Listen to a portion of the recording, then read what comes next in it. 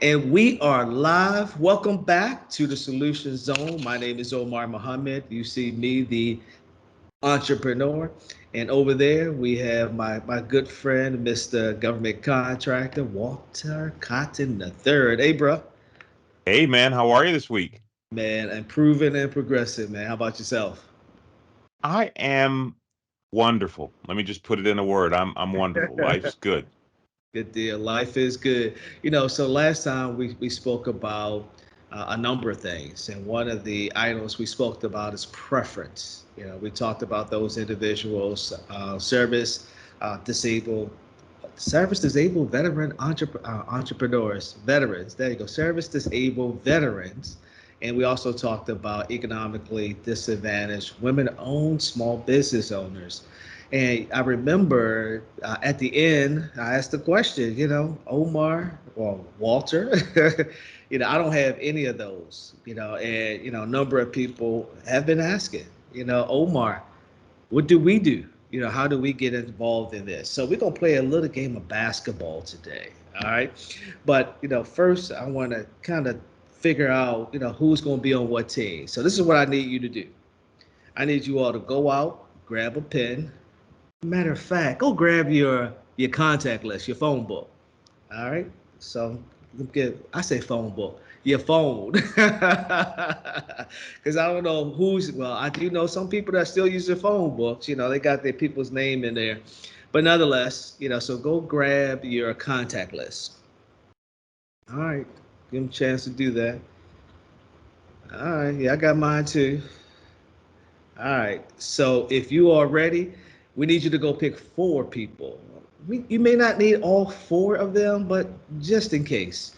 So you have yourself. I know you got to know somebody in your family that's a service disabled veteran. It's a veteran. So that's one, service disabled veteran. Number two, I know you know a woman owned business. I know you know a woman. So that's two. So Walt, this is where I need clarification. So I know under the economically disadvantaged women-owned small business category, not all industries come to play. So for those individuals who tuned into us right now, how do they find out what industries are in play, if you will? Good question, Omar. The SBA has a comprehensive portal that addresses the woman-owned business program and the subcategory of economically disadvantaged woman-owned small business. And there they have a comprehensive list of the North American Industry Code standards that qualify for that particular program. We will include a link cheat Absolutely. sheet for you. The Solution Zone, we will include a link to that information in the body of this particular video or the description of this particular video. But I did want to make one point of note Yes. as it relates to the service disabled veteran category Yes. and help the audience kind of broaden their list of four Okay. as you try and identify and define who is a service disabled veteran, right? What is a service disabled veteran? And it's important for you to note that the regulations under Public Law 10650, which is the program that stood up the service disabled veteran contracting program, the qualification is that the veteran have a 0% or greater disability rating. Hmm. Interesting. What does that mean? Let me just give you a clearer definition of what that means. What that specifically means is that if Uncle Jug or, Auntie G.I. Jane ever went to sick call when he or she was in the military, they have the ability to be impacted by a modality that either is affecting them now or will affect them in the future.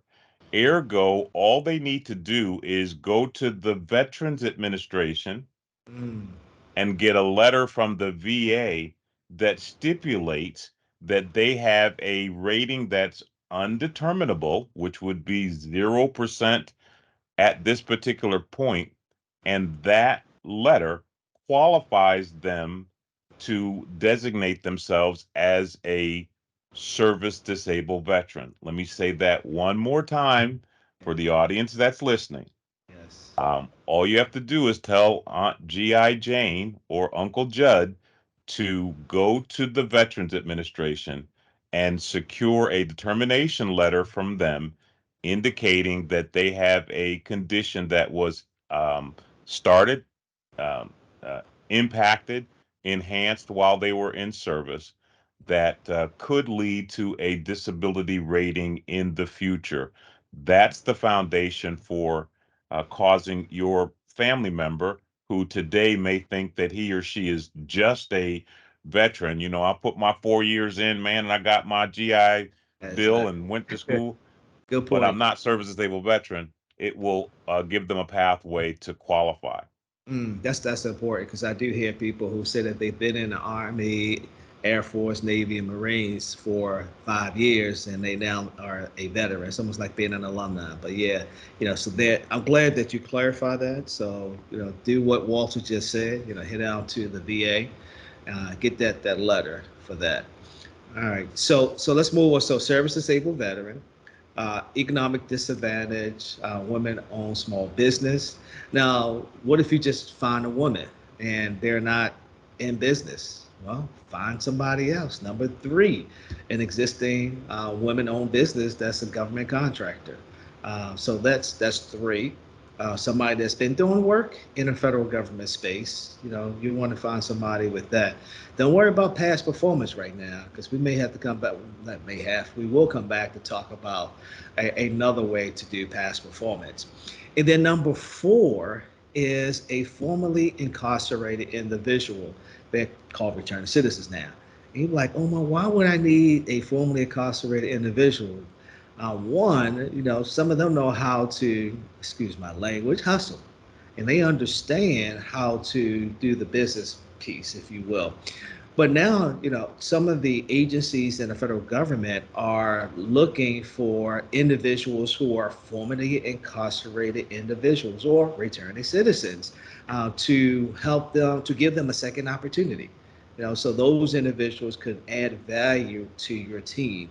So you have the starting five. You have yourself, you have a service disabled veteran in your family, you have an economic disadvantage, women owned small business, or a woman, and you have an existing somebody that's doing government contracting, and somebody that's a formerly incarcerated individual. I mean, we know. I mean, we have family members. I have family members that are formerly incarcerated individuals, and I know you know someone as well. So kind of pull those individuals together. And should we talk about the how to get pull it together, or should we I, say I think we should talk about how we pull them together into a relationship. But before we do that, I want to just accentuate this point that you made about the fourth member of the team, right? The formerly incarcerated, absolutely? because as you said, we all have members of our family who've been affected by a wayward movement in life, and maybe spent time in this or that facility, and once they come out, we know that the society is very unforgiving, right? It's very, very harsh in terms of the treatment that it provides to our men and women that are returning. Ergo, for those people that have all of the desire to stay on the right path and not go back, finding employment is one of the critical elements, right? That's one of the critical success factors for those people who don't experience a high rate of recidivism. Yes. And this pathway that we're talking about here, the pathway of entrepreneurialism, utilizing government contracting as the baseline, is just a genius way Yeah. for them to become meaningful contributors to our economy and our society. I've been stuck on this series, American Gangsters, Trap Queens. 50 You something know, at Baltimore, man. Yeah. have you watched that one, I Omar? haven't watched it, but I've seen some previews of the show. So yeah. Yeah, and I mean, what it really, tells is the tale of, young first generation entrepreneurs trying to find their way, Yeah. right? And that's what many of our formerly incarcerated or returning citizens are experiencing, right? What they were the epitome of entrepreneurs, Yes, sir. especially those that were street pharmacists, let's just Yeah. call it that, right? Yeah. That were out there on the hustle. I mean, they were entrepreneurs at the highest possible level and got caught up by the system. And so for him or her, the opportunity for them to find a hustle like government contracting, right, where the government's got billions of dollars That's absolutely. available for Yeah. people that wear the preference that Omar described earlier: service disabled veteran, economically disadvantaged woman owned business as well. These men and women would be the kind of energy, the kind of ingenuity, right, that your business model would need in order to overcome many of the obstacles and pitfalls, which are not dissimilar to the stuff that they experienced on the street Right. as they pursue entrepreneurialism. So I just wanted to double down on that message for him and her who is a returning citizen, because there is no moratorium. Let me restate that. There is no moratorium on a returning citizen being a contractor and providing goods and service Yeah. to these United States of America. And I'll put the big talking stick down now. Now that's good. I'm glad that you mentioned that. Because as you know, maybe the audience don't know, I've been working with returning citizens for a number of years, and we actually have in a different hat that I wear, have an opportunity where we're working with those individuals. And interestingly enough, Walter, what they're asking is, so how do I, now that this cannabis is still not federal, but it's statewide. But they're asking, we see these contracts that are going out. How can we have opportunity to those contracts? So yes, so that's number four, y'all. So that's number four. So the five or the four individuals, you pull those individuals together in what we call a joint venture. Where all of these individuals or a couple of those individuals will work together to go after government contracting. And one of the ways that Walter he's done this before is through a family limited partnership. And if you don't know what that is, we got something for you. We can talk about that later. But that's how you begin to play in this field of government contracting. If you don't have the 7 foot tall people on your team, the service disabled vets. If you don't have that preference, you don't have the preference of the economically, uh, economic. Help me out. Was it? I forgot. Economically disadvantaged woman-owned So, business. yeah, well, I want to say economic development, women business owners. So now, you can form that team of looking for somebody in your family that's a veteran, service disabled vet. And Walter cleared it up. They can't just say, "Oh, I'm a vet, and I'm service disabled." No, they have to get this letter from the VA, and a woman-owned business or a woman, and somebody that has already done government contracting, and then the returning citizens, those individuals who have come home and now are looking for a new opportunity to explore, not a job, but an entrepreneurial venture, and then form that family limited partnership, a joint venture. Now, there's going to be some other things that you all will have to do. However, we're setting you up to win. We're giving you the tools and the resources to help you participate. If you didn't listen to the Solution Zone last time we did it, go back and listen to it, because there are some great opportunities that you, the entrepreneur, the budding entrepreneur, those individuals who are looking to really get into government contracting. There's some other folk that are saying they're doing government contracting, just like there's some federal agencies that are out there, federal agencies that are saying they're working with small businesses, but that report tells differently. And that report I'm referring to is the report that we talked about last time from the president, Joe Biden mentioned. So go back and listen to that. And that's all I have. You know, Well, that's I did want to add something to the discussion that we're having about the how, right? You know the what, right? The what is, man, the federal government's got $1.2 billion worth of contracts that they're going to put back under contract, right? During the next 48 months. We've already quantified that.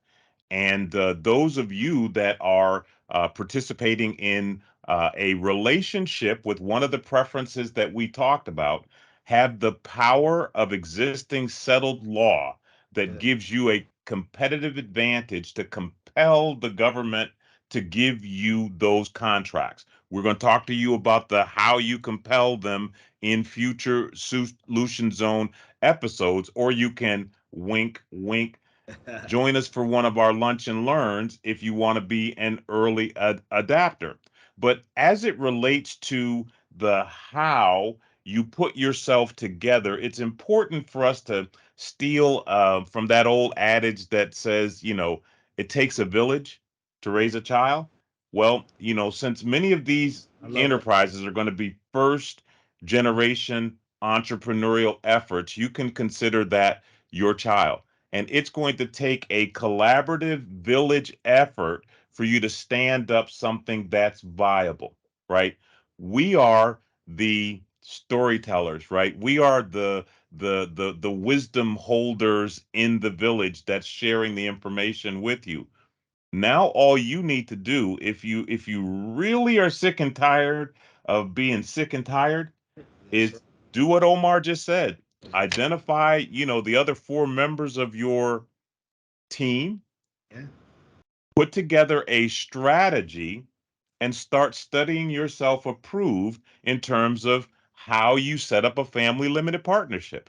Now, we've got some assets that we're going to share with you that are tested and proven assets that are bulletproof. They pass protest and the like, but we're not the only sources out there that understand this stuff.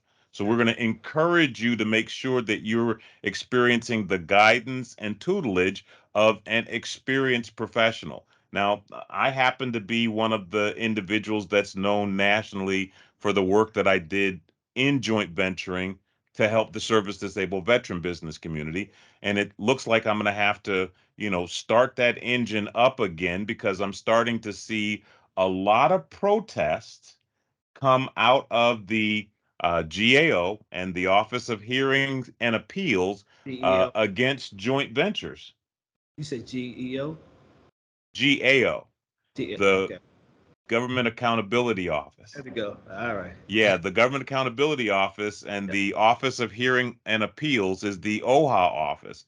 And so what I'm finding is that, individuals are either taking template joint venture agreements that they get off of the internet, or they are taking the advising of a lawyer that's not a GovCon lawyer, and they're putting these joint ventures agreements together. I mean, some of them are like 70 pages, right? Right.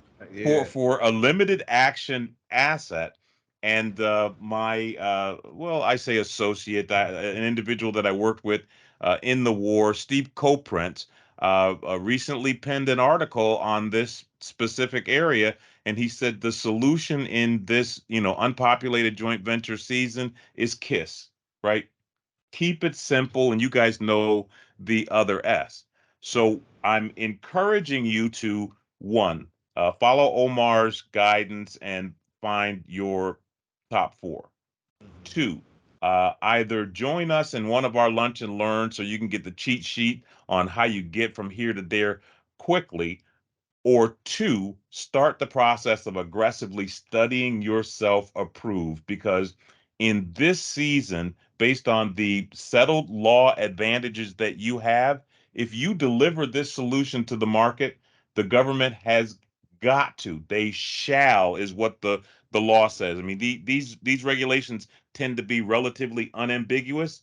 And if they say you may do it, that means that they may not let you do it. Right? But if the law says that you shall do it, you absolutely positively must follow the direction that the government is providing in their regulations, their policies, and they have to give you the business. So I'll turn it back over to you, my good brother Omar, to Yeah, bring this one to a close. absolutely. I'm not sure what happened to my camera, so I'm gonna have to switch. Let's switch the camera setting. There we go. Okay, I had to switch to another camera. I'm not sure what happened, but that's okay. That's why it's always good to have a backup. Yeah. So again, this is really all about solutions, and today's solution is, how do you, as the novice budding entrepreneur, participate in this government landscape? And it's all about the top four, top three. Just do it. Don't be afraid to get involved with this. So this has been the Solution Zone.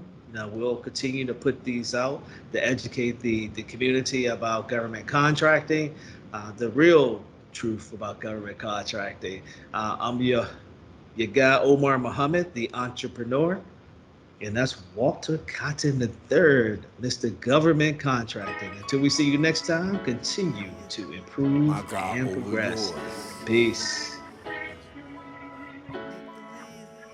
My God over yours. My God over yours. Your understanding less than mine, I'm much more. You doubt, I'm most sure. Fragile and weak, define your core, giving a war. You dream about a big, nice car and mad bitches. I dream about chilling with God and sharing riches. You see the difference? My God. My God, my God. My God over yours. My God over yours. My God over yours. This shit crazy. Talking to your baby mama and your baby to be on jet skis, hitting waves with jet skis. Always a few G's. Every time a few